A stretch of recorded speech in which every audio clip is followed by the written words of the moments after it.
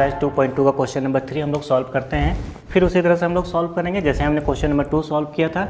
ये इक्वेशन जो है पहले ये इक्वेशन जो है ये अरेंज नहीं है, इसको अरेंज करते हैं। जो हमारा स्टैंडर्ड फॉर्म होता है ax² + bx + c = 0, इस फॉर्म में स्क्वायर वाला पहले लिख देंगे, -7x फिर लिखेंगे और फिर कांस्टेंट टर्म जो है उसको हम लोग लास्ट में लिखेंगे। अब हम लोग क्या करते हैं, जब इसको सॉल्व करते हैं तो ये जो लास्ट का नंबर है, ये फर्स्ट का नंबर, ये दोनों को मल्टीप्लाई कर रहे हैं। 6 3 = 18। अब 6 3 = 18 को हम लोग ऐसे टर्म में तोड़ना है कि ये प्लस और माइनस करने से ये जो बीच का टर्म है वो आ जाना चाहिए। जैसे मैं करता हूँ 9 2 = 18। अब 9 2 = 18 करने पे ये माइनस करेंगे तो ये 7 आएगा, लेकिन यहाँ पे क्या है माइनस के लिए याद रखना है कि बड़े नंबर पे हमारा माइनस रहेगा, जब भी इसको सॉल्व करने से माइनस का टर्म आएगा।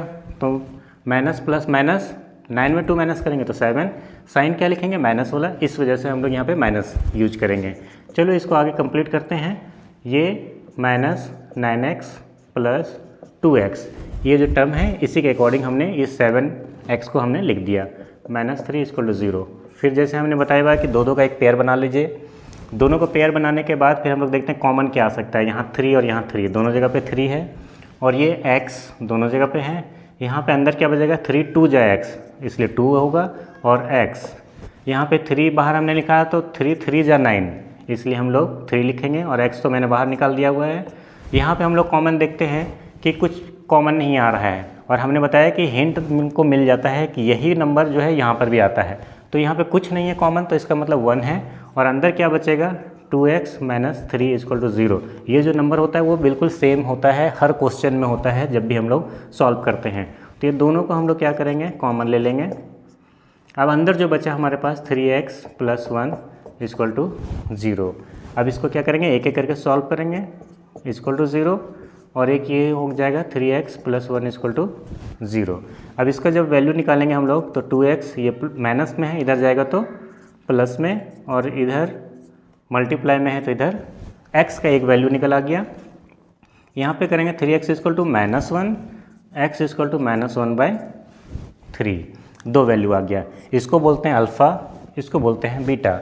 हम लोग को जो क्वेश्चन में निकालने बोला है सम ऑफ ज़ीरोज़ क्या होता है, -b/a। सम ऑफ ज़ीरोज़ मतलब अल्फ़ा प्लस बीटा -b। अब यहाँ पे हम लोग फिर से हिंट में मैं यहाँ पे लिख देता हूँ। a = कितना है, a इसको बोलते हैं 6, b = कितना है, b इसको बोलते हैं -7, और c = -3। ये जो है मैंने अरेंज किया था। यहाँ पर अरेंज करने के बाद हम लोग को a b c इसके अकॉर्डिंग हम लोग को देखना होता है।